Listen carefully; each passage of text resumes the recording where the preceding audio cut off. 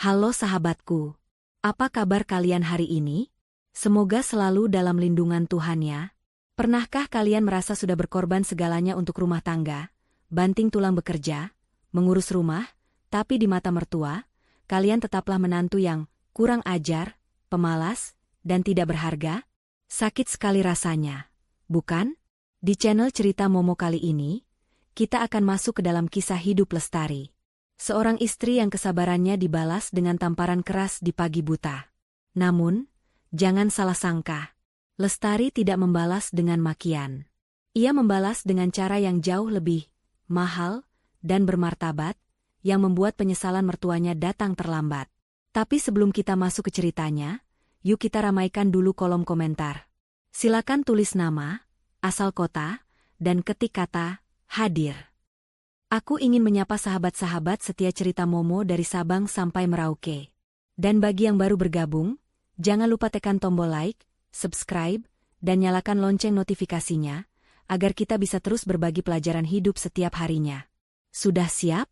Tarik napas panjang, siapkan hati kalian, dan mari kita masuk. Suara alarm ponsel yang berdering nyaring memecah keheningan pukul 4 pagi di kamar itu. Dengan mata yang masih terasa berat dan tubuh yang remuk redam sisa kelelahan kemarin, Lestari memaksa dirinya untuk bangun. Ia menatap sisi tempat tidur di sebelahnya. Bagas, suaminya, masih tertidur pulas dengan selimut melilit tubuhnya, dengkuran halusnya terdengar berirama. Lestari menghela napas panjang, sebuah rutinitas harian yang bagaikan perlombaan lari tanpa garis finish baru saja dimulai. Lestari beranjak ke dapur. Langkah kakinya diseret pelan agar tidak menimbulkan suara gaduh. Sebagai seorang manajer operasional di sebuah perusahaan logistik yang cukup besar, tanggung jawab Lestari di kantor sangatlah berat. Namun, begitu ia menginjakan kaki di rumah ini, jabatannya seolah tak ada artinya. Di mata Ibu Ratih, ibu mertuanya, Lestari hanyalah seorang wanita yang menumpang hidup dan harus melayani layaknya asisten rumah tangga. Tangannya dengan cekatan memotong bawang, menyalakan kompor, dan menjerang air panas. Aroma nasi goreng mulai tercium memenuhi dapur. Belum sempat Lestari mencicipi masakannya, suara langkah kaki yang diseret terdengar mendekat. Itu Ibu Ratih. Wanita parubaya itu muncul dengan wajah masam, matanya menyapu sekeliling dapur seolah mencari kesalahan sekecil apapun yang bisa ia temukan. Jam segini baru masak nasi goreng, suara Ibu Ratih terdengar ketus, tanpa basa-basi. Kamu ini niat mengurus suami dan mertua tidak sih? Kemarin sore ibu minta dibuatkan sup ayam, kenapa pagi ini malah nasi goreng lagi? Kamu mau ibu darah tinggi makan gorengan terus? Lestari menunduk, mencoba menahan gejolak di dadanya. Maaf, Bu. Semalam Lestari pulang larut karena meeting, jadi belum sempat belanja ayam segar. Nanti pulang kerja Lestari mampir pasar ya, Bu. Alasan saja terus. Ibu Ratih mendengus kasar, lalu duduk di kursi makan sambil menopang dagu, memperhatikan gerak-gerik Lestari dengan tatapan menyelidik. Kerja, kerja, kerja. Kamu itu wanita, kodratnya di dapur. Kalaupun kerja, harusnya kamu bisa bagi waktu. Jangan jadikan kantor alasan buat menelantarkan rumah. Lihat tuh si Mita, anak tetangga sebelah, suaminya terurus, rumahnya kinclong. Tidak seperti kamu, debu di atas lemari TV saja tebalnya minta ampun. Padahal, baru 2 hari lalu Lestari membersihkan seluruh rumah di hari liburnya. Namun, di mata Ibu Ratih, tidak ada pekerjaan Lestari yang benar. Tak lama kemudian, Bagas keluar dari kamar sambil menguap lebar, rambutnya masih berantakan. Ia langsung duduk di meja makan tanpa menyapa istrinya yang sedang sibuk menuangkan teh panas. Kopi aku mana, Dek? Tanya Bagas sambil sibuk mengulir layar ponselnya, memeriksa skor pertandingan bola semalam. Sebentar ya, Mas. Ini lagi diseduh, jawab Lestari sambil meletakkan piring nasi goreng di depan Ibu Ratih dan suaminya. Bagas menyeruput kopinya tanpa menatap Lestari. Tidak ada ucapan, terima kasih. Tidak ada pertanyaan, kamu capek tidak? Atau sekadar senyuman pagi. Semuanya terasa hambar. Seolah keberadaan Lestari di sana hanya berfungsi sebagai mesin penyedia kebutuhan mereka. Mas, hari ini aku mungkin pulang agak telat lagi. Ada audit bulanan di kantor, ucap Lestari pelan sambil menyendokkan nasi ke piringnya sendiri. Ia makan dengan terburu-buru karena jarum jam sudah menunjukkan pukul 6 kurang. Perjalanan ke kantor memakan waktu 1 jam, dan ia tidak boleh terlambat. Bagas hanya mengangguk acuh tak acuh. Ya sudah. Yang penting jatah makan malam ibu sudah siap sebelum kamu pulang. Ibu Ratih menimpali dengan sinis, tuh dengar suami kamu. Jangan mentang-mentang kerja, kamu jadi lupa diri. Asal kamu tahu ya, Lestari, Bagas itu anak kesayangan ibu. Dulu dia hidup enak, dilayani seperti raja. Sejak nikah sama kamu, badannya jadi kurusan. Itu tandanya kamu tidak becus mengurus gizi suami. Lestari tersedak pelan. Kurus? Berat badan Bagas justru naik 5 kilo sejak menikah karena Lestari selalu memastikan gizi suaminya tercukupi, bahkan sering membelikan vitamin mahal dengan uang pribadinya. Namun, membantah ucapan Ibu Ratih hanya akan memicu perang dunia di pagi hari. Lestari memilih diam, menelan nasi goreng itu bersamaan dengan rasa perih di hatinya. Iya, Bu. Lestari akan usahakan lebih baik lagi, jawab Lestari lirih. Selesai makan, Lestari bergegas membereskan piring kotor. Ia mencucinya dengan cepat, menyeka meja, lalu berlari ke kamar mandi untuk bersiap-siap. Saat ia keluar dengan pakaian rapi, raut wajah lelahnya sudah ia tutupi dengan bedak tipis dan lipstik. Ia mengambil tas kerjanya dan menghampiri Ibu Ratih, serta Bagas yang kini sedang asyik menonton televisi. Mas, Bu, Lestari berangkat dulu ya. Assalamualaikum, pamit Lestari sambil mencium tangan suaminya dan tangan mertuanya. Ibu Ratih menarik tangannya dengan cepat seolah jijik. Matanya tetap terpaku ke layar TV. Ya, awas jangan lupa beli titipan obat ibu nanti sore. Jangan alasan lupa lagi. Iya, Bu. Pasti Lestari belikan. Lestari berjalan keluar rumah menuju halte bus. Matahari mulai meninggi, menyinari wajahnya yang menyimpan mendung. Di balik senyum profesional yang ia pasang untuk dunia luar, batin Lestari menjerit. Ia lelah. Bukan lelah karena pekerjaan kantor yang menumpuk, melainkan lelah karena apresiasi yang tak pernah kunjung datang di rumahnya sendiri.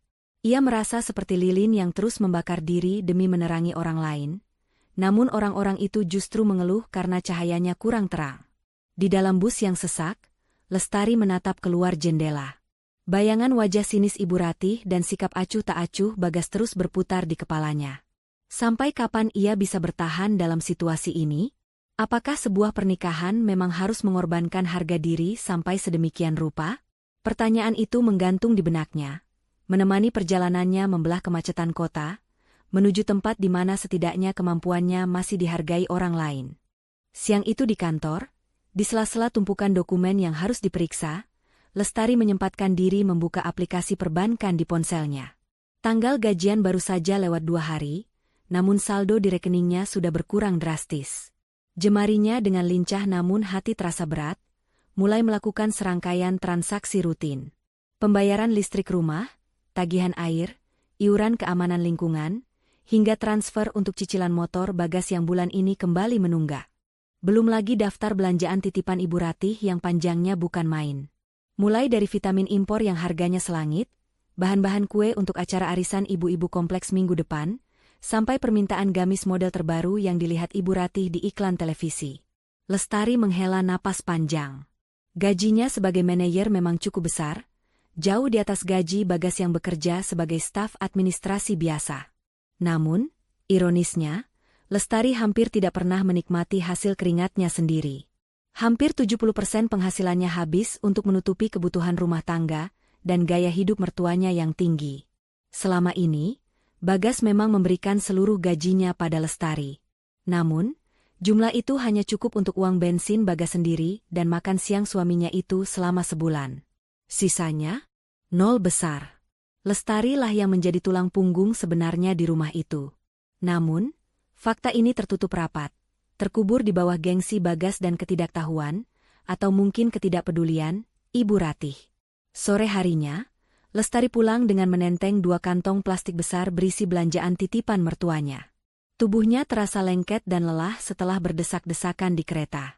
Saat ia membuka pintu pagar, terdengar gelak tawa dari teras rumah. Ternyata Ibu Ratih sedang berkumpul dengan beberapa tetangga, termasuk Bu RT yang terkenal suka bergosip. Wah, Jeng Rati ini memang beruntung sekali ya. Suara Bu RT terdengar nyaring. Kelihatan makin segar dan awet muda. Pasti perawatannya mahal ya. Lestari memperlambat langkahnya, ragu untuk menyela pembicaraan mereka. Ah, biasa saja kok, Bu RT, jawab Ibu Rati dengan nada bangga yang dibuat-buat. Ini semua berkat Bagas, anak lanang saya itu. Dia kan kerjanya hebat, gajinya besar, jadi dia tidak tega lihat ibunya kucel. Tiap bulan saya dikasih jatah khusus buat perawatan dan beli vitamin. Katanya, Bu, pakai saja uang Bagas, yang penting ibu sehat dan cantik. Duh, punya anak soleh itu memang rezeki ya. Hati Lestari mencelos mendengar bualan itu. Vitamin mahal yang ia beli dengan uang lemburannya, kini diklaim sebagai bukti bakti Bagas. Loh, itu menantunya baru pulang.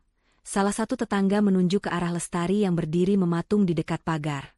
Ibu Rati menoleh sekilas, senyum bangganya langsung luntur berganti dengan tatapan meremehkan. Iya, baru sampai dia. Biasalah, wanita karir sibuk. Pulangnya malam terus, tapi ya begitu, uangnya entah lari kemana. Mungkin habis buat beli baju atau bedak dia sendiri. Kalau urusan dapur dan rumah, tetap anak saya Bagas yang tanggung jawab penuh. Darah Lestari berdesir panas naik ke ubun-ubun. Ingin rasanya ia berteriak di depan ibu-ibu itu, mengeluarkan bukti transfer dan struk belanjaan yang ada di tasnya. Ingin ia katakan bahwa gamis yang dipakai Ibu Rati saat ini, kerudung mahalnya, bahkan kue-kue yang sedang mereka nikmati di toples itu, semuanya dibeli dengan uang Lestari. Tapi, lidahnya keluh.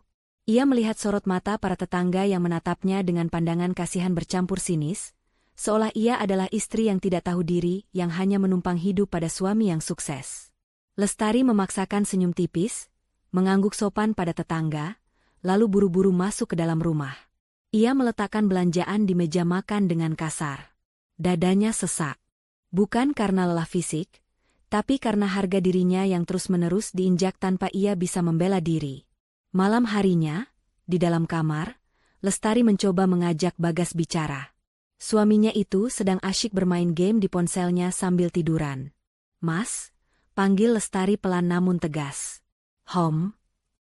Bagas menyahut tanpa mengalihkan pandangan dari layar. Tadi sore aku dengar ibu ngobrol sama tetangga.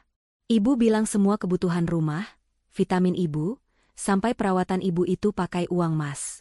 Kenapa mas tidak pernah jujur sama ibu? Bagas menghentikan permainannya sejenak, lalu menghela napas panjang seolah pertanyaan Lestari adalah gangguan yang menyebalkan.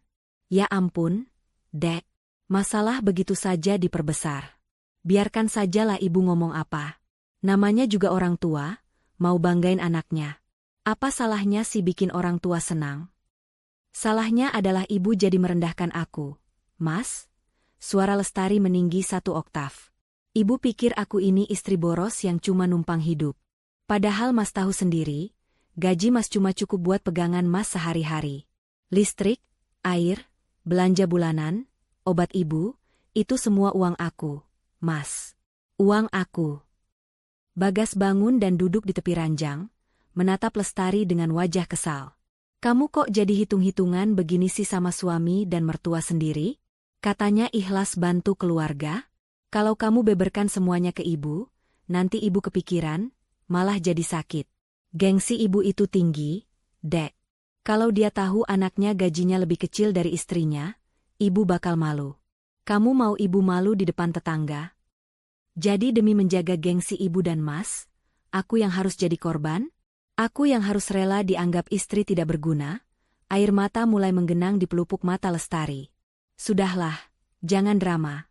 Potong Bagas ketus, lalu kembali merebahkan diri dan menarik selimut. Aku capek kerja seharian. Jangan ajak ribut malam-malam. Ikhlas itu kuncinya masuk surga, Dek.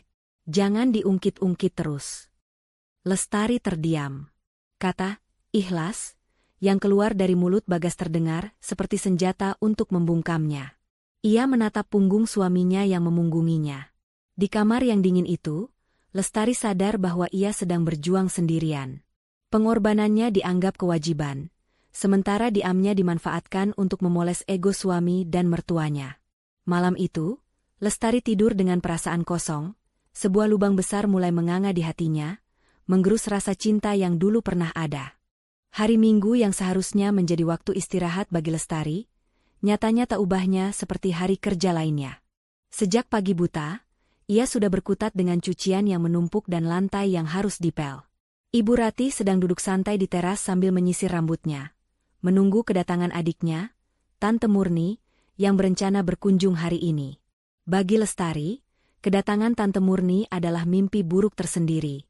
Wanita itu memiliki lidah yang setajam silet dan hobi memanas-manasi keadaan, sifat yang tak jauh beda dengan kakaknya.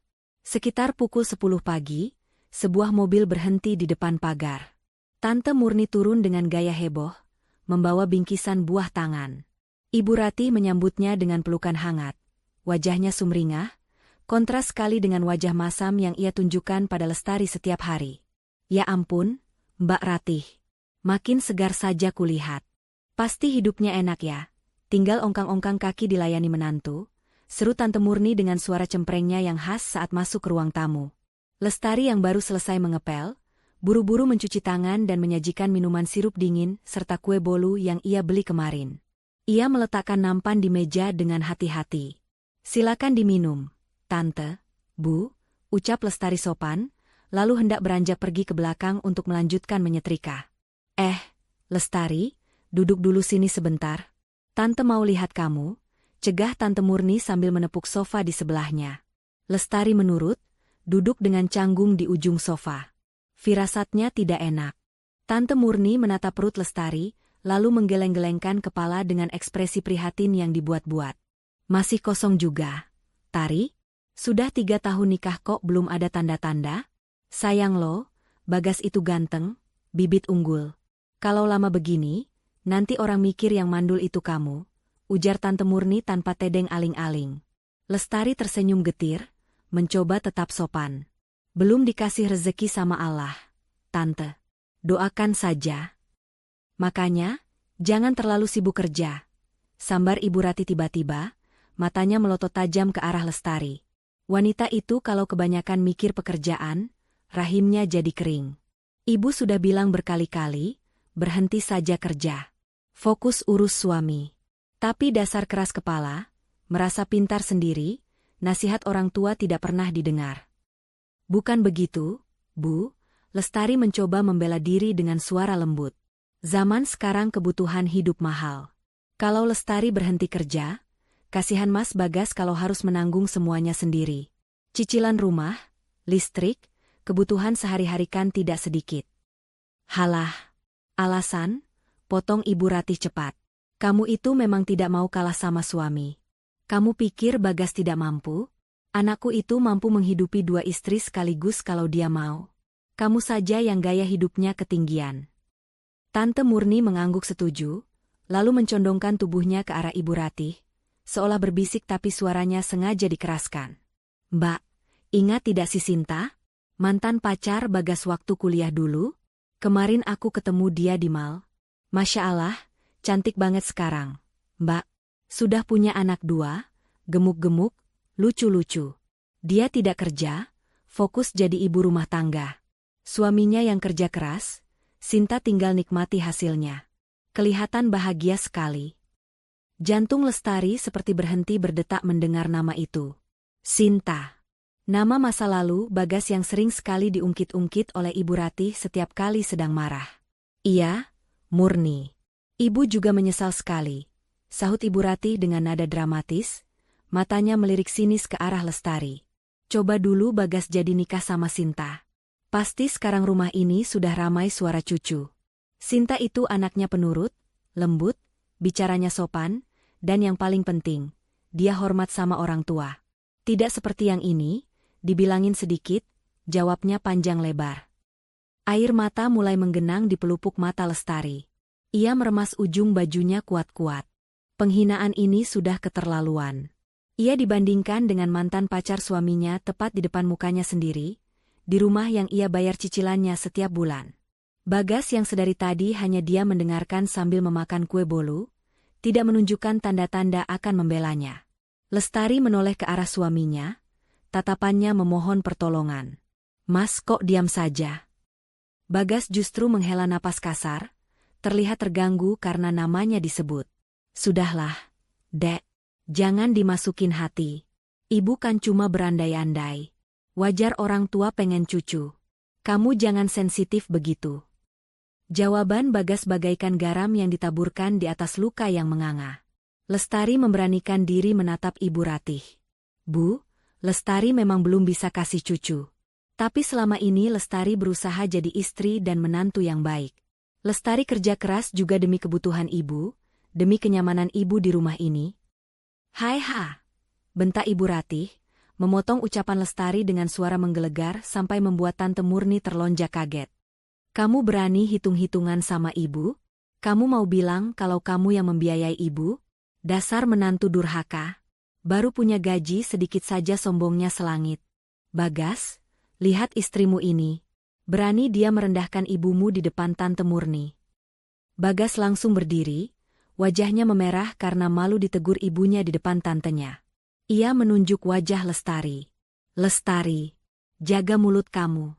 Minta maaf sama ibu sekarang. Tidak pantas kamu bicara soal uang di depan orang tua. Lestari ternganga. Ia yang diserang, ia yang dibandingkan, tapi ia pula yang harus meminta maaf. Tenggorokannya tercekat, sakit sekali rasanya menahan tangis yang ingin pecah. Di ruangan itu, ia merasa sangat kecil dan sendirian. 3 orang di hadapannya, suaminya, mertuanya, dan tantenya, seolah menjadi satu kubu yang siap menghakiminya tanpa ampun. Dengan bibir bergetar, Lestari menundukkan kepala. Bukan karena ia merasa salah, tapi karena ia tahu perdebatan ini tidak akan pernah ia menangkan. Maaf, Bu. Lestari tidak bermaksud begitu. Masuk sana. Bikin sakit mata saja lihat muka kamu. Usir Ibu Ratih sambil mengibaskan tangannya. Lestari bangkit dan berjalan cepat menuju dapur. Begitu sampai di balik tembok pembatas, air matanya tumpah. Ia mendengar suara tawa Tante Murni dan Ibu Ratih yang kembali pecah, seolah-olah hati Lestari yang baru saja mereka remukan hanyalah lelucon murahan. Sayup-sayup ia mendengar suara Tante Murni berkata, "Sabar ya, Mbak. Memang susah kalau dapat menantu yang tidak tahu diuntung. Coba kalau Sinta." Lestari menutup telinganya rapat-rapat, membiarkan suara keran air di wastafel menyala deras untuk menyamarkan isak tangisnya yang pilu. Di hari Minggu itu, satu lagi retakan besar muncul di dinding kesabarannya. Suasana di rumah itu terasa semakin dingin setelah kunjungan Tante Murni beberapa hari yang lalu. Lestari menjalankan rutinitasnya seperti robot. Bangun, memasak, bekerja, pulang, membereskan rumah, lalu tidur. Tidak ada lagi usaha untuk memulai percakapan hangat di meja makan. Ia hanya berbicara seperlunya, menanggapi perintah Ibu Ratih dengan anggukan singkat atau jawaban, "Iya, Bu," yang datar. Malam itu, hujan turun cukup deras, seolah mewakili gemuruh yang ada di dada Lestari. Jam dinding menunjukkan pukul 10 malam. Ibu Ratih sudah masuk ke kamarnya, meninggalkan keheningan yang mencekam di ruang tengah. Lestari masuk ke kamar tidur, mendapati Bagas sedang bersandar di kepala ranjang, tertawa kecil melihat video lucu di ponselnya. Cahaya biru dari layar ponsel menerangi wajahnya yang tampak tanpa beban, kontras sekali dengan wajah Lestari yang kusut dan lelah. Lestari duduk di tepi ranjang, menatap punggung suaminya lama. Ia tahu ini saatnya. Ia tidak bisa terus memendam rasa sakit ini sendirian, atau ia akan meledak dan hancur. Ia butuh suaminya. Ia butuh teman hidupnya. "Mas," panggil Lestari pelan. Suaranya sedikit serak. Bagas tidak menoleh. Bisa taruh sebentar ponselnya? Ada yang mau aku bicarakan." "Penting?"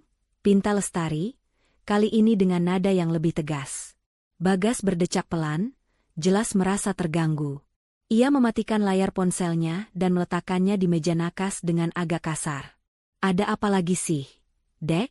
Ini sudah malam. Mas capek, mau tidur. Kalau mau bahas uang belanja kurang, besok pagi saja." Lestari menggeleng pelan. "Bukan soal uang. Ini soal kita, Mas. Soal aku, kamu, dan Ibu." Bagas memutar bola matanya malas, lalu melipat tangan di dada. "Ya ampun, pasti mau bahas kejadian minggu lalu kan? Soal Tante Murni?" "Dek, kamu itu pendendam banget ya. Masalah sepele begitu saja disimpan terus. Sepele buat Mas, tapi luka buat aku. Potong Lestari cepat, matanya mulai berkaca-kaca. Ia menatap lekat mata suaminya, mencari sisa-sisa empati di sana. Mas, aku ini istrimu. Istri sah kamu.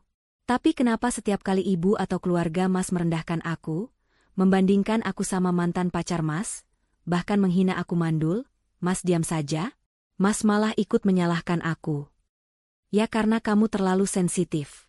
Sergah Bagas dengan nada tinggi. Ibu itu orang tua, Dek. Umurnya sudah sepuh. Wajar kalau bicaranya kadang asal, kadang pedas. Namanya juga orang tua pengen cucu, pengen yang terbaik buat anaknya. Kamu sebagai yang lebih muda harusnya ngalah, ngertiin karakter orang tua. Jangan dikit-dikit dimasukkan ke hati terus ngajak ribut suami. Lestari tertegun. Jawaban itu lagi, selalu, ibu sudah tua, dan, kamu harus mengerti. Terus siapa yang mengerti aku, Mas? Tanya Lestari dengan suara bergetar. Siapa yang membela harga diriku kalau bukan suamiku sendiri? Aku capek, Mas. Aku capek banting tulang biaya rumah ini, biayai gaya hidup ibu, tapi balasannya cuma hinaan. Aku merasa sendirian di pernikahan ini. Kamu ada, tapi rasanya kamu tidak pernah hadir buat aku. Bagas mengusap wajahnya kasar, terlihat semakin frustrasi. Tuh kan, mulai lagi ungkit-ungkit uang. Kamu itu tidak ikhlas ya bantu suami? Kalau tidak ikhlas bilang, Dek, jangan jadi senjata buat mojokin Mas terus. Dengar ya, surga istri itu ada pada ridha suami, dan surga suami ada pada ibunya. Jadi wajar kalau aku utamakan perasaan ibu daripada perasaan kamu yang baperan itu. Hati Lestari mencelos mendengar kalimat itu. Dalil agama yang suci digunakan Bagas hanya untuk membenarkan sikap pengecutnya dan menutupi ketidakadilannya. Jadi menurut Mas, berbakti sama ibu itu artinya membiarkan istri diinjak-injak? Tanya Lestari lirih, air matanya menetes satu persatu. Mas tahu tidak? Rasanya sakit sekali saat aku kerja keras di luar sana demi kita. Tapi pas pulang ke rumah, aku dianggap musuh oleh ibumu dan dianggap pengganggu oleh suamiku. Bagas menatap Lestari dengan tatapan dingin, tidak ada rasa bersalah sedikitpun. Kamu terlalu drama, Lestari. Itu masalahnya. Coba kamu introspeksi diri. Mungkin ibu galak karena kamu memang kurang melayani. Mungkin ibu bandingin sama Sinta karena Sinta memang lebih luas ambil hati orang tua. Belajarlah sedikit, jangan cuma bisa nuntut dibela. Lestari terdiam. Kata-kata Bagas barusan menamparnya lebih keras daripada tamparan fisik manapun. Di detik itu, Lestari menyadari sesuatu yang menyakitkan namun membebaskan. Bagas tidak akan pernah berubah. Pria di hadapannya ini bukanlah pelindung, melainkan sumber luka itu sendiri. Lestari menghapus air matanya dengan kasar. Tatapannya yang tadi memohon pengertian, kini perlahan berubah menjadi kosong dan dingin. Baik, Mas, ucap Lestari datar. Terima kasih sudah menyadarkan aku. Aku paham sekarang posisi aku di mata Mas. Nah, gitu dong. Jangan diperpanjang lagi, ucap Bagas lega, mengira Lestari sudah sadar dan mau menurut. Ia kembali mengambil ponselnya dan menyalakan layar. Sudah tidur sana. Besok kamu kerjakan? Jangan lupa setrika baju kerjaku yang biru, mau dipakai besok. Lestari tidak menjawab. Ia merebahkan tubuhnya memunggungi Bagas, menarik selimut sampai sebatas dada. Matanya menatap tembok kosong di hadapannya dengan nyalang. Malam ini, komunikasi di antara mereka bukan hanya retak, tapi sudah hancur berkeping-keping. Bagas mengira ia menang dalam perdebatan ini, tanpa menyadari bahwa ia baru saja mematikan satu-satunya lentera yang masih menyala di hati istrinya. Lestari tidak lagi marah, tidak lagi sedih. Ia mulai mati rasa. Dan bagi seorang wanita, mati rasa adalah tanda bahaya terbesar yang seringkali terlambat disadari oleh laki-laki. Malam itu, Lestari baru bisa memejamkan mata pukul 2 dini hari. Tumpukan laporan audit kantor yang harus diselesaikan memaksanya begadang, ditemani secangkir kopi dingin dan keheningan rumah yang mencekam. Tubuhnya rasanya remuk, otaknya seperti diperas habis-habisan. Saat ia baru merasa terlelap sejenak, alam bawah sadarnya tersentak. Sayup-sayup terdengar suara gedoran pintu yang keras, diikuti teriakan melengking yang menusuk telinga. Lestari membuka mata dengan napas memburu. Jantungnya berdegup kencang, seolah mau melompat keluar dari rongga dada. Ia melirik jam dinding. Pukul 5.15 pagi. Ia terlambat bangun 10 menit dari jadwal biasanya. Lestari, buka pintunya. Teriakan Ibu Ratih terdengar semakin keras dari balik pintu kamar. Sudah jam 5 loh, kamu masih tidur? Dasar pemalas. Cepat bangun buatkan sarapan. Bagas di sebelahnya hanya menggeliat pelan, menarik bantal menutupi telinganya, sama sekali tidak berniat bangun atau menenangkan ibunya. Lestari melompat turun dari kasur, kakinya gemetar karena kaget dan lelah yang belum hilang. Tanpa sempat mencuci muka atau merapikan rambut, ia membuka pintu kamar. Wajah Ibu Ratih yang merah padam langsung menyambutnya. Mata wanita tua itu melotot, penuh amarah. Ya Allah, Bu, maaf, Lestari kesiangan sedikit. Semalam Lestari lembur sampai jam 2. Lestari mencoba menjelaskan dengan suara parau. Alasan, potong Ibu Ratih kasar. Telunjuknya menuding-nuding wajah Lestari. Mau lembur kek, mau begadang kek, itu urusan kamu. Tugas kamu itu bangun sebelum matahari terbit. Siapkan kopi, siapkan sarapan. Lihat tuh, Bagas sebentar lagi bangun, meja makan masih kosong. Istri macam apa kamu hah? Bisanya cuma enak-enakan tidur. Lestari menelan ludah yang terasa pahit. Ia tidak membantah lagi. Tenaganya terlalu sedikit untuk berdebat. Dengan langkah terburu-buru, ia berlari ke dapur. Ibu Ratih mengekor di belakangnya, terus mencerocos seperti radio rusak yang volumenya diputar maksimal. Mentang-mentang kerja kantoran, kamu jadi nyepelekan tugas rumah tangga. Kalau tidak niat ngurus suami, mending Bagas saya nikahkan lagi saja sama wanita yang tahu aturan. Ocehan Ibu Ratih terus berdengung di telinga Lestari, memecah konsentrasinya. Tangan Lestari gemetar hebat saat mengambil toples kopi dan gula. Kepalanya pening, pandangannya sedikit berkunang-kunang karena kurang tidur dan tekanan darah yang mungkin sedang rendah. Ia menyalakan dispenser, mengambil air panas untuk menyeduh kopi hitam kesukaan Ibu Ratih. Cangkir keramik mahal itu diletakkan di atas meja pantry. Ibu Ratih berdiri tepat di sampingnya, mengawasi dengan tatapan tajam. Yang cepat dong. Lelet banget sih jadi orang. Keburu Bagas bangun nanti. Bentaknya tepat di telinga Lestari. Kaget mendengar bentakan yang tiba-tiba itu, tangan Lestari tersentak. Air panas yang sedang ia tuang meleset dari bibir cangkir. Cairan hitam panas itu tumpah, membasahi taplak meja dan menciprat sedikit ke arah tangan Ibu Ratih yang bertumpu di meja.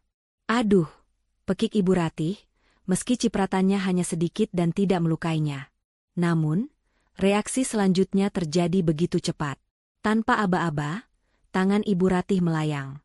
Plah, sebuah tamparan keras mendarat telak di pipi kiri Lestari. Suara kulit beradu kulit itu terdengar nyaring di dapur yang sempit. Waktu seakan berhenti. Rasa panas menjalar cepat di wajah Lestari, menyengat hingga ke sudut mata, memancing air mata keluar tanpa diminta. Telinganya berdengung. Ia mematung, memegang pipinya yang mulai berdenyut nyeri. Ini bukan pertama kalinya ia dimarahi, tapi ini pertama kalinya fisik ia disakiti. Dasar menantu tidak becus. Teriak Ibu Ratih histeris, matanya menyalang penuh kebencian. Kamu mau mencelakai saya ya? Mau bikin tangan saya melepuh? Bisanya cuma menghabiskan uang anakku, tapi bikin kopi saja tidak becus. Dasar wanita pembawa sial. Keributan itu membuat Bagas akhirnya keluar dari kamar. Ia berjalan gontai menuju dapur, menggaruk kepalanya yang tidak gatal. Ada apa sih, Bu? Pagi-pagi kok sudah teriak-teriak? Tanya Bagas malas, matanya menyipit melihat kekacauan di dapur. Melihat anaknya datang, Ibu Ratih langsung memasang wajah memelas, seolah dialah korbannya. Lihat istri kamu ini, gas. Masa bikin kopi saja tumpah kemana-mana, hampir kena tangan ibu. Ditegur malah diam saja, melotot sama orang tua. Ibu refleks nampar dia biar sadar. Lestari menoleh ke arah Bagas. Ia menunggu. Ia menunggu suaminya melihat pipinya yang merah, melihat air matanya, dan melihat ketidakadilan ini. Ia menunggu Bagas marah pada ibunya karena telah melakukan kekerasan fisik. Namun, Harapan itu pupus seketika. Bagas hanya menghela napas panjang, menatap Lestari dengan tatapan menyalahkan. Kamu tuh gimana sih, Dek? Ceroboh banget. Kalau kerja itu pakai mata, pakai hati. Kasihan ibu kalau sampai kena air panas. Minta maaf sana sama ibu. Dunia Lestari runtuh. Tidak ada pertanyaan, kamu sakit, tidak ada pembelaan. Yang ada hanya perintah untuk meminta maaf kepada pelaku yang baru saja menamparnya. Lestari menatap nanar cangkir kopi yang terguling dan noda hitam yang melebar di atas meja. Rasa sakit di pipinya perlahan berubah menjadi rasa dingin yang menusuk tulang. Sesuatu di dalam dirinya, mungkin itu kesabaran, mungkin itu cinta, atau mungkin harapan, baru saja patah. Patah dengan suara yang lebih nyaring daripada tamparan tadi. Ia mengangkat wajahnya, menatap Ibu Ratih yang masih berkacak pinggang dengan wajah puas, dan Bagas yang berdiri acuh tak acuh menanti permintaan maafnya. Pagi itu, di dapur yang berantakan, Lestari sadar bahwa ia telah sampai di garis batas. Garis di mana ia tidak bisa lagi mundur atau menoleransi. Tamparan itu bukan sekadar melukai fisik, tapi membangunkan harga dirinya yang selama ini tertidur pulas dalam selimut kesabaran palsu. Biasanya, setelah dimarahi atau dipojokkan seperti ini, Lestari akan menunduk dalam-dalam. Bahunya akan berguncang menahan isak tangis, dan bibirnya akan mengucap kata maaf berulang kali, memohon ampun atas kesalahan yang bahkan tidak ia perbuat. Itu adalah skenario yang selalu terjadi selama 3 tahun terakhir. Skenario yang membuat Ibu Ratih merasa menang, dan Bagas merasa hidupnya tenang tanpa konflik. Namun pagi ini, skenario itu tidak berjalan. Keheningan melanda dapur. Bukan keheningan yang damai, melainkan keheningan yang berat dan mencekam, seolah udara di ruangan itu tiba-tiba tersedot habis. Lestari tidak menangis. Ia tidak menunduk. Ia perlahan menurunkan tangannya dari pipi yang kini tercetak jelas bekas kemerahan 5 jari mertuanya. Ia menarik napas panjang, lalu menghembuskannya perlahan. Matanya yang biasanya hangat dan penuh keraguan, kini berubah menjadi telaga beku. Dingin. Kosong. Tanpa emosi. Ia menatap Ibu Ratih lurus tepat di manik matanya, sebuah tatapan yang belum pernah ia tunjukkan seumur hidupnya pada wanita tua itu. Ibu Ratih yang tadinya merasa di atas angin, tiba-tiba merasa risih ditatap sedemikian rupa. Ia mundur selangkah, namun egonya menolak untuk terlihat takut. Kenapa kamu melotot begitu? Masih tidak mau minta maaf? Dasar menantu durhaka. Bagas menyenggol lengan Lestari kasar. Dek, dengar tidak sih? Minta maaf sama ibu. Jangan bikin suasana pagi jadi makin runyam. Lestari mengalihkan pandangannya pada Bagas. Tatapannya sama dinginnya, membuat Bagas seketika terdiam, lidahnya seolah keluh. Tidak ada kemarahan yang meledak-ledak, tidak ada teriakan histeris. Hanya ada ketenangan yang menakutkan, seolah jiwa Lestari yang selama ini mereka kenal sudah pergi meninggalkan raganya. Cukup, Bu, ucap Lestari. Suaranya datar, rendah, namun terdengar sangat jelas di antara dengungan kulkas dan suara tetesan air keran. Cukup sampai di sini. Tanpa menunggu balasan mereka, Lestari berbalik badan. Ia melangkah keluar dari dapur, melewati Bagas begitu saja seolah suaminya itu hanyalah patung pajangan yang tidak bernyawa. Heh, mau kemana kamu? Teriak Ibu Ratih, suaranya melengking memenuhi rumah. Saya belum selesai bicara. Berani-beraninya kamu memunggungi orang tua. Biarkan saja, Bu, terdengar suara Bagas menenangkan ibunya, meski ada nada ragu di sana. Paling masuk kamar, nangis, terus ngambek seharian. Biasa, penyakit wanita kalau lagi sensitif. Nanti juga keluar sendiri kalau lapar. Lestari mendengar ucapan itu. Kalimat yang menyepelekan perasaannya itu biasanya akan membuatnya sakit hati, tapi kali ini, ia tidak merasakan apa-apa. Hatinya sudah kebas. Ia masuk ke dalam kamar tidur, lalu menutup pintu dengan pelan. Tidak dibanting. Klik. Ia memutar kunci pintu. Suara kunci yang berputar itu terdengar seperti lonceng kebebasan di telinganya. Di dalam kamar yang menjadi saksi bisu pernikahan mereka, Lestari tidak menjatuhkan diri ke kasur untuk menangis. Tidak ada air mata yang tersisa untuk ditumpahkan demi orang-orang yang tidak menghargainya. Dengan gerakan tenang dan terukur, ia berjalan menuju lemari pakaian. Ia menurunkan sebuah koper berukuran sedang dari atas lemari. Debu tipis menempel di sana, menandakan koper itu sudah lama tidak tersentuh. Lestari membuka koper itu di atas ranjang. Ia mulai memasukkan pakaian-pakaiannya. Bukan semuanya, hanya pakaian kerja, pakaian sehari-hari yang penting, dan pakaian dalam secukupnya. Gerakannya mekanis, cepat, dan efisien. Selanjutnya, ia membuka laci meja rias. Ia mengambil sebuah map plastik tebal berwarna biru. Di dalamnya tersimpan dokumen-dokumen penting miliknya. Ijazah, akta kelahiran, buku tabungan atas namanya sendiri, dan surat-surat berharga lainnya. Ia memastikan tidak ada satupun dokumen pribadinya yang tertinggal di rumah ini. Lestari lalu beralih ke kotak perhiasan kecil di sudut meja. Ia mengambil kalung dan gelang emas yang ia beli dengan uang bonus tahunannya tahun lalu. Ia sempat melirik cincin kawin yang masih melingkar di jari manisnya. Emas putih dengan permata kecil itu terasa berat, seolah membawa beban ribuan ton kekecewaan. Ia mengusap cincin itu pelan, tatapannya menerawang. Dari luar kamar, terdengar gedoran pintu. Dek! Buka pintunya. Suara Bagas terdengar tidak sabar. Ngapain sih dikunci segala? Aku mau ambil baju kerja. Kemeja biruku mana? Kamu belum setrika ya? Lestari tidak menjawab. Ia terus melanjutkan aktivitasnya mengemasi barang-barang kebersihan diri ke dalam tas kecil. Lestari, jangan kurang ajar yang mengunci suami di luar. Kali ini suara Ibu Ratih ikut terdengar. Bagas, dobrak saja pintunya. Istri macam itu harus dikasih pelajaran biar tidak tuman. Ancaman itu tidak membuat tangan Lestari gemetar. Justru, itu semakin meyakinkan hatinya bahwa keputusannya sudah benar. Rumah ini bukan rumah. Ini adalah medan perang di mana ia sendirian tanpa senjata, melawan dua orang yang seharusnya melindunginya. Lestari menutup resleting kopernya. Ia memandang sekeliling kamar itu untuk terakhir kalinya. Foto pernikahan mereka yang tergantung di dinding tampak tersenyum bahagia, sebuah kebohongan besar yang terpampang nyata. Sprei yang ia cuci minggu lalu, gorden yang ia pilih warnanya, semua jejak sentuhannya ada di ruangan ini. Namun, mulai detik ini, semua itu bukan lagi miliknya. Ia mengambil tas kerjanya, menyampirkannya di bahu, lalu menenteng koper dengan tangan kanannya. Ia berdiri di depan cermin, menatap pantulan dirinya. Ada bekas merah yang mulai membiru di pipi kirinya.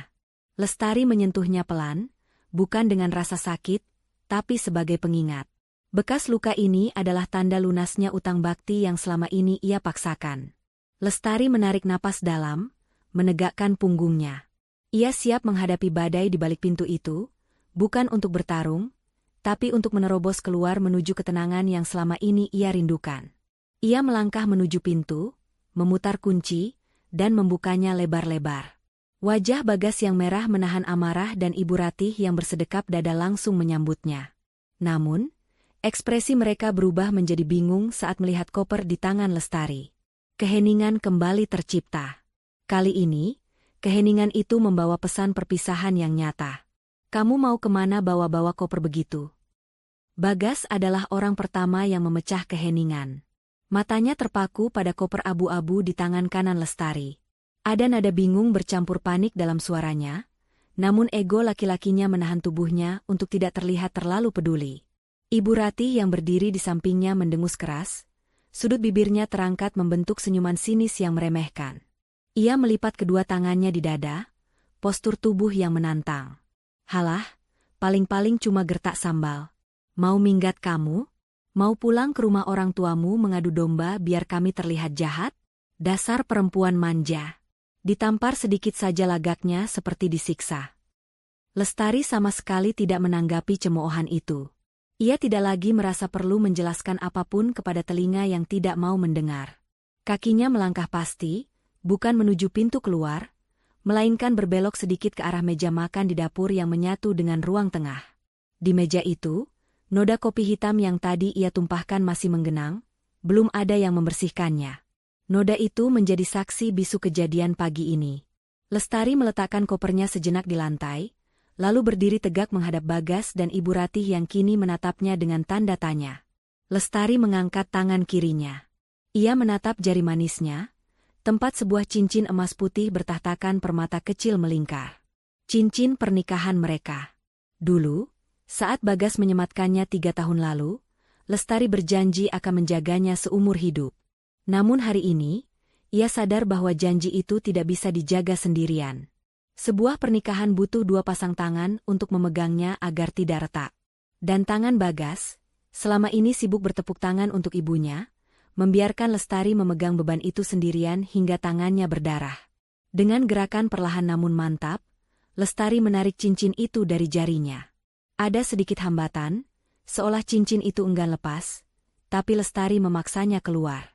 "Lestari, apa-apaan kamu?" Suara Bagas mulai meninggi, wajahnya memucat. Ia mulai menyadari bahwa ini bukan sekadar drama pagi hari biasa. "Jangan konyol, Dek, pasang lagi cincinnya. Malu dilihat tetangga kalau kamu keluar tanpa cincin." Lestari mengabaikan perintah itu.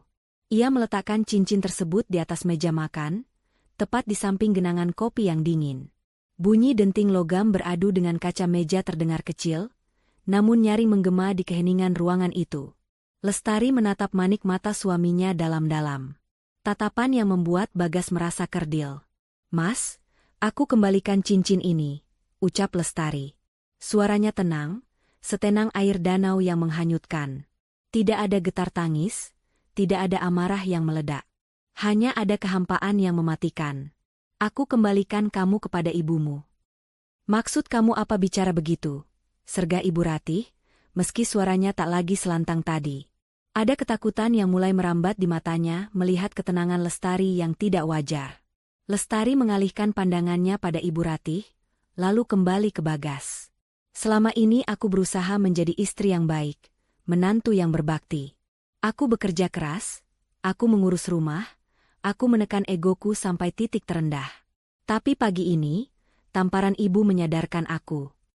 Lestari mengambil napas pendek, lalu melanjutkan kalimat yang akan menjadi penutup kisahnya di rumah itu. "Ibumu tidak butuh menantu, Mas. Dia butuh pembantu yang bisa dimaki sesuka hati, yang bisa disuruh-suruh tanpa menuntut gaji dan harga diri. Dan kamu?" Lestari menunjuk dada Bagas dengan tatapan nanar. "Kamu tidak butuh istri. Kamu butuh boneka pajangan. Boneka yang bisa diam, tersenyum, dan mencari uang untuk menutupi kekuranganmu, tanpa pernah boleh mengeluh sakit." "Jaga mulutmu, Lestari," bentak Bagas, tangannya terkepal. "Aku suamimu. Berani sekali kamu merendahkan aku." "Aku tidak merendahkanmu, Mas. Aku hanya menyebutkan kenyataan yang selama ini kamu tutupi dengan dalil agama dan ego laki-lakimu," jawab Lestari tajam. "Mulai detik ini, aku berhenti. Aku berhenti menjadi pembantu. Aku berhenti menjadi boneka. Aku ambil kembali hidupku." Tanpa menunggu balasan lagi, Lestari meraih gagang kopernya. Ia berbalik badan dan melangkah menuju pintu utama. "Lestari, berhenti." Bagas berlari kecil hendak mengejar, tangannya terulur ingin meraih lengan istrinya. Namun, Ibu Ratih dengan sigap menahan lengan Bagas. "Biarkan saja, Gas. Biarkan dia pergi. Jangan dikejar. Istri pembangkang seperti itu memang harus diberi pelajaran. Lihat saja nanti. Paling sore nanti dia pulang sambil menangis-nangis minta maaf karena tidak punya tempat tujuan. Jangan turunkan harga diri kamu demi wanita itu." Kata-kata ibunya membuat langkah Bagas terhenti. Keraguan kembali menyelimutinya. Ia menatap punggung Lestari yang semakin menjauh. Dalam hatinya, ia yakin ibunya benar. Lestari tidak akan berani pergi lama-lama. Lestari terlalu mencintainya, terlalu penurut. Ini pasti hanya emosi sesaat. Lestari membuka pintu depan. Sinar matahari pagi langsung menerpa wajahnya. Udara segar menyeruak masuk ke paru-parunya, menggantikan udara pengap di dalam rumah yang selama ini mencekiknya. Ia tidak menoleh ke belakang. Ia tahu Bagas tidak akan mengejarnya. Ia tahu suaminya itu akan selalu memilih bersembunyi di balik ketiak ibunya daripada memperjuangkan istrinya. Lestari melangkah keluar pagar, menutupnya dengan pelan. Suara engsel pagar yang berkarat menjadi salam perpisahan terakhir. Ia menyeret kopernya menyusuri jalanan kompleks yang mulai ramai. Beberapa tetangga yang sedang menyapu halaman menatapnya dengan heran, Bertanya-tanya mengapa menantu Bu Ratih pergi membawa koper pagi-pagi sekali dengan wajah lebam di pipi. Namun, Lestari tidak peduli lagi dengan tatapan mereka. Ia terus berjalan. Setiap langkah yang ia ambil menjauhkannya dari rumah itu, dan anehnya, setiap langkah itu membuat beban di pundaknya terasa semakin ringan. Air mata yang sejak tadi ia tahan, kini menetes satu, jatuh membasahi pipinya. Bukan air mata kesedihan, melainkan air mata kelegaan. Di persimpangan jalan, Lestari menyetop sebuah taksi yang lewat. Ia masuk ke dalamnya, dan saat sopir taksi bertanya, "Mau kemana, Bu?" Lestari menjawab dengan senyum tipis yang penuh keyakinan. "Kemana saja, Pak, asalkan jauh dari sini." Lestari tahu tujuannya. Ia akan pergi ke apartemen sementara yang sudah ia sewa seminggu lalu secara diam-diam, sebuah rencana cadangan yang ia buat saat firasat buruk mulai menghantuinya. Hari ini, rencana itu menjadi penyelamat kewarasannya. Ia telah kehilangan statusnya sebagai istri, tapi ia berhasil menyelamatkan dirinya sendiri. Sudah 7 hari berlalu sejak suara roda koper Lestari menghilang di balik pagar, namun rasanya seperti 7 tahun bagi penghuni rumah itu. Rumah yang dulunya hangat, wangi, dan tertata rapi, kini berubah menjadi seperti kapal pecah yang ditinggalkan nahodanya. Bagas melangkah masuk ke dalam rumah dengan langkah gontai. Tubuhnya lengket oleh keringat setelah berdesakan di kereta sepulang kerja. Biasanya, begitu membuka pintu, aroma masakan lezat akan menyambutnya, diikuti senyum Lestari yang menyodorkan segelas teh manis hangat. Namun hari ini, yang menyambutnya hanyalah bau apek yang menyengat dan tumpukan piring kotor yang menggunung di wastafel dapur. Sisa makanan di piring-piring itu mulai mengering dan dikerubungi semut. "Bagas, kamu sudah pulang?" Suara serak Ibu Ratih terdengar dari arah kamar. Bagas menghela napas panjang, melepaskan sepatunya sembarangan di dekat rak yang sudah penuh debu. "Iya, Bu. Bagas baru sampai." Ibu Ratih keluar dari kamar dengan berjalan tertatih. Penampilannya jauh berbeda dari minggu lalu. Rambutnya acak-acakan, daster yang dipakainya terlihat kusam, dan wajahnya pucat. Tidak ada lagi bedak tebal atau lipstik merah yang biasa menghiasi wajahnya. "Mana makan malam Ibu?" tanya Ibu Ratih langsung, tanpa bertanya kabar anaknya. "Ibu sudah kelaparan dari jam 5 sore tadi. Perut Ibu perih, mak Ibu kambuh gara-gara telat makan terus." Bagas mengangkat kantong plastik hitam yang dibawanya. "Ini, Bu." Bagas belikan nasi padang di depan kompleks. Wajah Ibu Ratih langsung masam. Ia menepis kantong plastik itu hingga hampir jatuh. "Nasi padang lagi? Kemarin sudah bubur ayam, tadi siang mie instan, sekarang santan lagi? Kamu mau membunuh Ibu pelan-pelan ya? Kamu kan tahu kolesterol Ibu tinggi, gigi Ibu juga sakit kalau makan daging yang keras. Kenapa tidak masak sup atau sayur bening seperti biasa?" Darah Bagas mendidih. Rasa lelah seharian bekerja bercampur dengan frustrasi mengurus rumah sendirian, membuat emosinya memuncak. "Ya Allah, Bu, Bagas ini kerja seharian. Pulang malam, capek. Mana sempat Bagas ke pasar beli sayur terus masak? Kalau Ibu tidak mau makan ini, ya sudah, tidak usah makan." Ibu Ratih terlonjak kaget dibentak anak kesayangannya. Matanya berkaca-kaca. Kamu membentak Ibu? Cuma gara-gara istri pembangkang itu pergi, kamu jadi berani melawan orang tua. "Bukan begitu, Bu." Suara Bagas melemah, ia memijat pelipisnya yang berdenyut nyeri. Tapi Bagas pusing. Rumah berantakan, cucian menumpuk belum disetrika, Ibu mengeluh terus. Bagas berjalan menuju kamar mandi, berniat membersihkan diri untuk mendinginkan kepala. Namun, baru saja ia memutar keran, tidak ada air yang keluar. Hanya suara desisan angin dari pipa. Ia mencoba menyalakan saklar lampu kamar mandi, gelap. "Bu, listrik mati ya?" teriak Bagas panik. "Iya, dari tadi siang mati. Ibu mau nonton sinetron jadi tidak bisa. Kipas angin mati, Ibu kepanasan sampai sesak napas," sahut Ibu Ratih dari ruang tengah dengan nada menyalahkan. "Tokennya habis bunyi titik terus dari pagi, berisik sekali, terus mati sendiri." Bagas mengumpat pelan. Ia merogoh saku celananya, mengambil ponsel untuk membeli token listrik via aplikasi. Namun, saat ia melihat saldo di rekeningnya, matanya terbelalak. Saldo, Rp150.000. Bagas terdiam. Gajinya bulan ini sudah menipis. Padahal baru tanggal pertengahan bulan. Selama ini, ia tidak pernah memikirkan token listrik, kuota internet rumah, iuran sampah, atau beras yang tiba-tiba habis. Ia pikir uang gajinya cukup untuk pegangannya sendiri, karena Lestari yang mengurus sisanya. Ternyata, sisanya, itu adalah segalanya. Masih lama tidak nyalanya? Ibu gerah, teriak Ibu Ratih lagi. Dengan tangan gemetar, Bagas membeli token listrik seharga Rp50.000.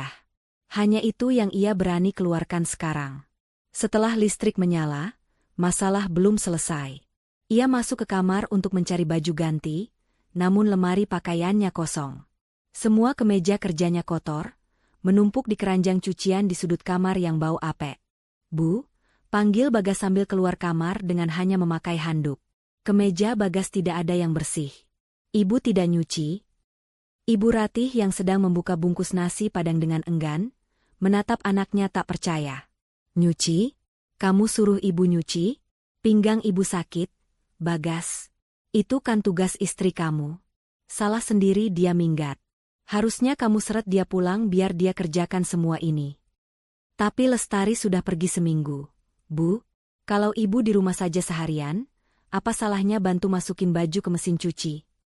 Bagas mulai tidak tahan. "Oh, jadi kamu menyalahkan ibu?" Ibu Ratih meletakkan sendoknya kasar. "Kamu itu kepala keluarga. Kalau istri pergi, itu salah kamu tidak bisa mendidik.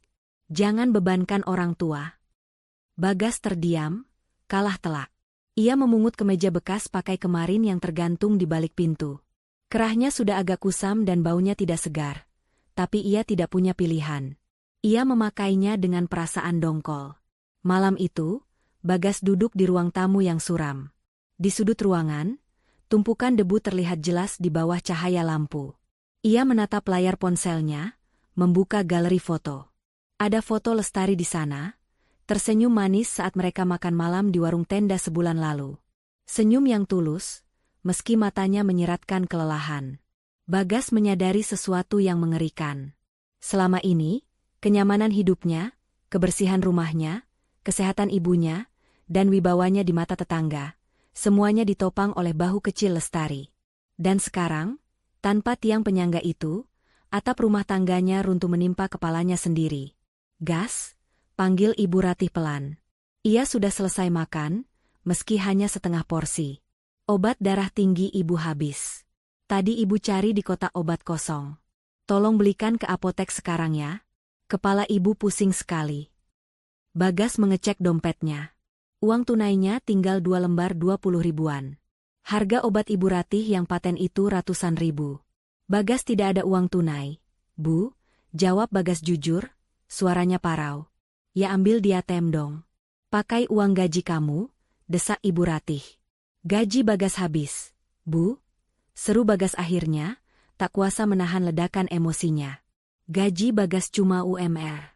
Habis buat bensin, makan siang, sama bayar utang panci ibu kemarin.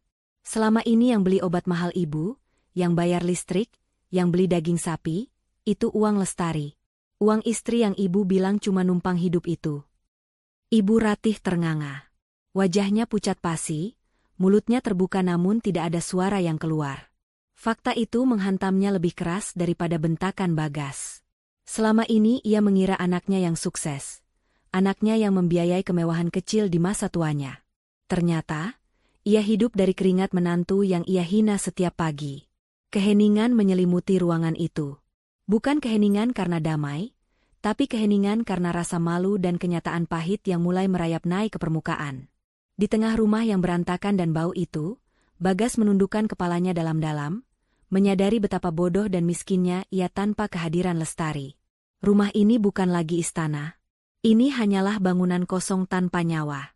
Kekacauan di rumah yang semakin tak terkendali memaksa Bagas untuk menelan gengsinya bulat-bulat. Siang itu, ia nekat izin pulang lebih awal dari kantornya dengan alasan sakit, padahal tujuannya satu, menemui Lestari. Bagas tahu ia tidak bisa membiarkan keadaan ini berlarut-larut. Ibunya semakin rewel karena stok obat habis dan makanan tidak sesuai selera, sementara tagihan internet dan air mulai mengirimkan notifikasi peringatan pemutusan. Bagas memacu motornya membelah kemacetan ibu kota menuju gedung perkantoran di kawasan Segitiga Emas, tempat Lestari bekerja. Sesampainya di lobi gedung yang megah dan berpendingin udara sejuk itu, Bagas mendadak merasa kerdil. Ia melihat pantulan dirinya di dinding kaca.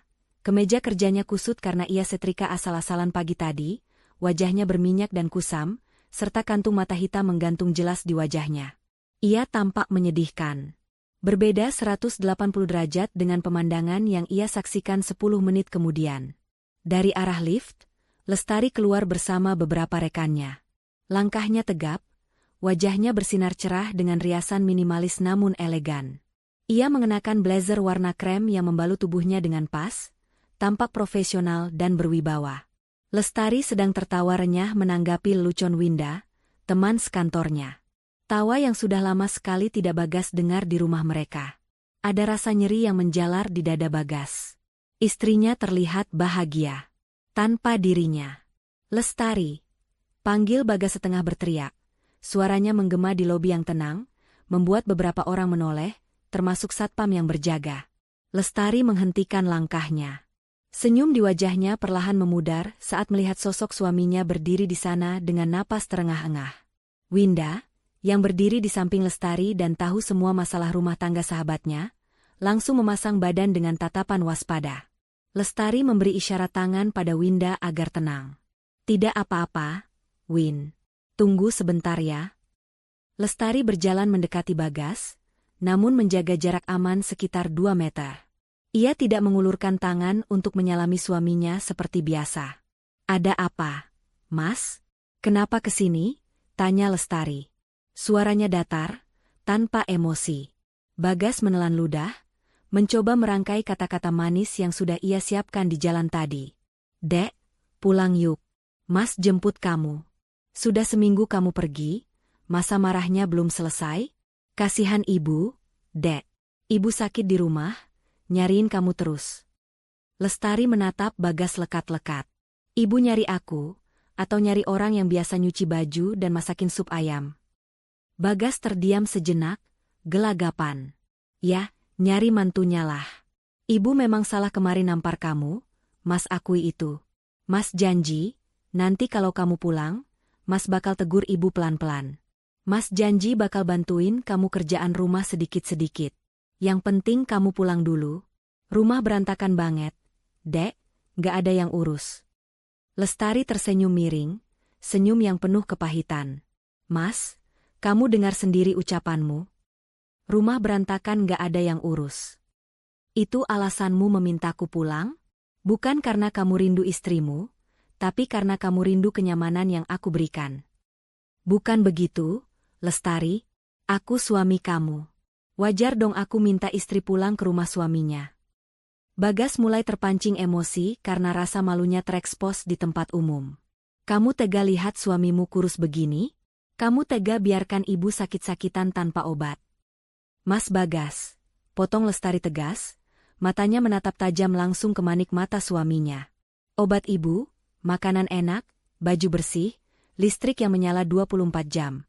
Selama ini aku yang sediakan itu semua dengan uangku dan tenagaku. Sekarang, saat aku pergi, harusnya kamu sebagai laki-laki, sebagai kepala keluarga, yang ambil alih tanggung jawab itu. Buktikan kalau kamu mampu menghidupi ibumu seperti yang selalu kamu banggakan di depan tetangga. Bagas terhenyak. Bahunya merosot turun. Gajiku nggak cukup. Dek, kamu tahu sendiri kan? Tolonglah, jangan egois. Kita ini tim.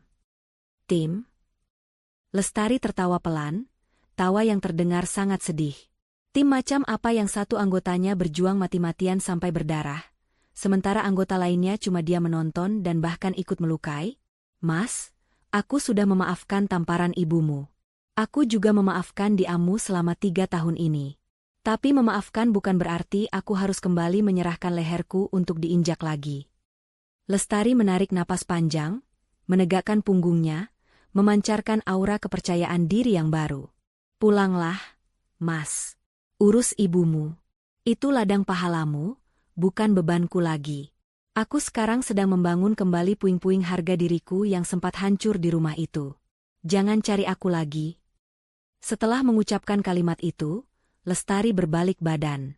Ia melangkah kembali menuju Winda yang menunggunya dengan tatapan bangga. Lestari, kamu berdosa menelantarkan suami. Teriak Bagas putus asa, mencoba menggunakan senjata terakhirnya, manipulasi agama. Lestari berhenti sejenak tanpa menoleh. Dan kamu berdosa karena telah menzalimi amanah Tuhan yang dititipkan padamu, Mas. Lestari melanjutkan langkahnya, suara hak sepatunya berketuk di lantai marmer, terdengar seirama dengan detak jantungnya yang semakin tenang. Ia tidak menoleh lagi. Sementara itu, Bagas berdiri mematung di tengah lobi. Orang-orang berlalu lalang di sekitarnya, tapi ia merasa benar-benar sendirian. Bayangan Ibu Ratih yang menunggu di rumah dengan segala tuntutannya, tagihan-tagihan yang menumpuk, dan rumah yang suram kini menghantuinya. Penyesalan itu datang bukan seperti ombak yang lembut, melainkan seperti tsunami yang menghantamnya telak, memberitahunya bahwa ia baru saja kehilangan berlian paling berharga dalam hidupnya hanya karena ia terlalu sibuk menjaga batu kerikil bernama gengsi. 6 bulan telah berlalu sejak hari di mana koper abu-abu itu diseret keluar dari pagar rumah. Waktu, seperti biasa, menjadi hakim yang paling adil bagi setiap keputusan manusia. Bagi Lestari, 6 bulan ini adalah masa penyembuhan luka sekaligus pembuktian diri. Bagi Bagas dan Ibu Ratih, ini adalah masa hukuman yang berjalan lambat dan menyiksa. Malam itu, di sebuah restoran yang terletak di lantai 20 gedung pencakar langit Jakarta, Lestari duduk menghadap jendela kaca besar.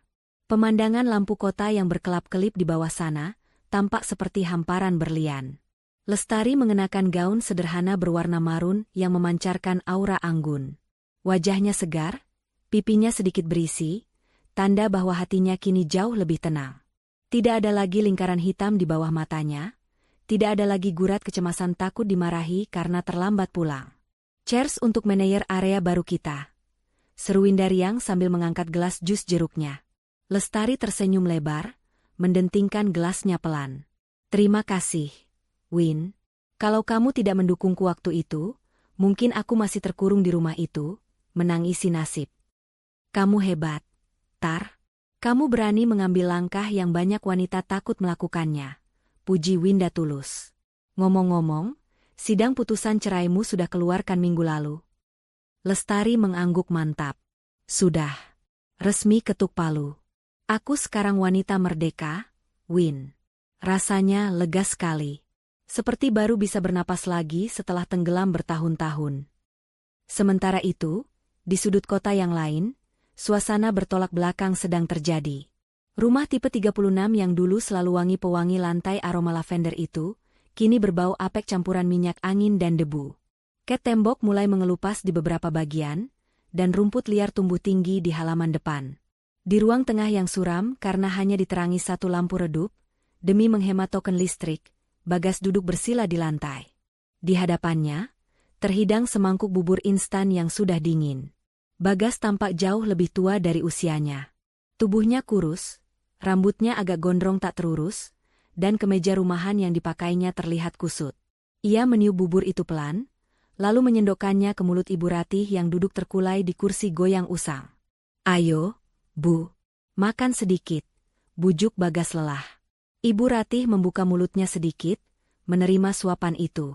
Namun, baru 2 detik dikunyah, ia melepaskannya kembali ke tisu. Wajahnya meringis. Hambar.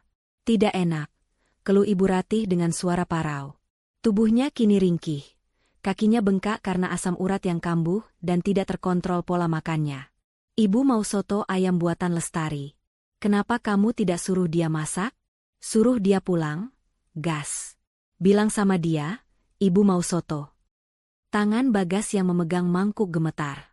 Ia meletakkan mangkuk itu dengan kasar ke lantai. Suara benturannya membuat Ibu Ratih tersentak.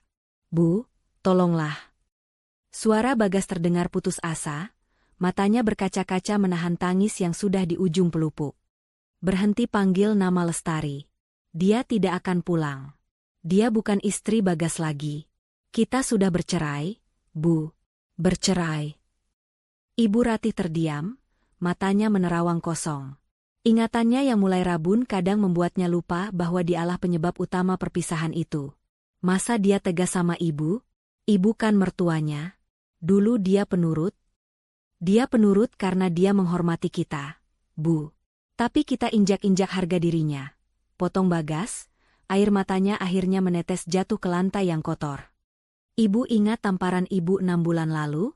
Tamparan itu yang membangunkan dia, Bu. Dan sekarang, lihat kita. Kita hidup seperti gelandangan di rumah sendiri. Gaji Bagas habis buat bayar utang ibu, buat beli obat ibu. Bagas capek, Bu. Bagas capek. Bagas menelungkupkan wajahnya ke lutut, menangis terseduh-seduh. Suara tangis penyesalan seorang laki-laki yang terlambat menyadari bahwa ia telah membuang permata demi membela egonya yang rapuh.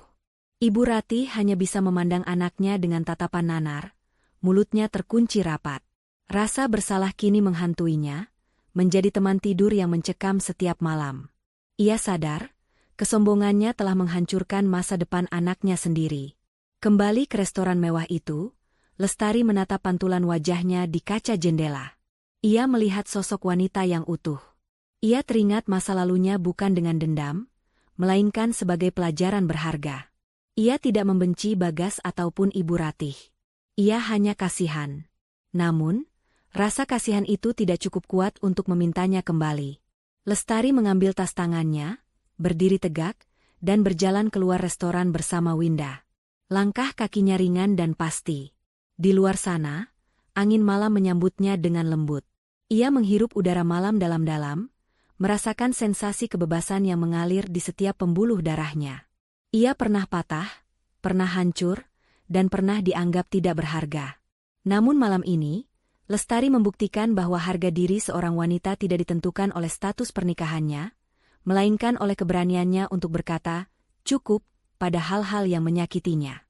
Ia telah menemukan kembali mahkotanya yang sempat jatuh, membersihkannya dari debu penghinaan, dan mengenakannya kembali dengan bangga. Lestari tersenyum, siap menyambut babak baru dalam hidupnya. Babak di mana ia adalah tokoh utama yang dicintai dan dihargai, terutama oleh dirinya sendiri. Pesan moral. Jangan pernah menguji kesabaran seseorang yang tulus mencintai dan mengurusmu, karena saat mereka lelah dan memutuskan untuk pergi, mereka tidak akan pernah menoleh ke belakang lagi.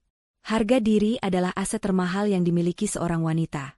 Pertahankanlah, meski harus berjalan sendirian, karena kesendirian yang bermartabat jauh lebih baik daripada kebersamaan yang saling menyakiti.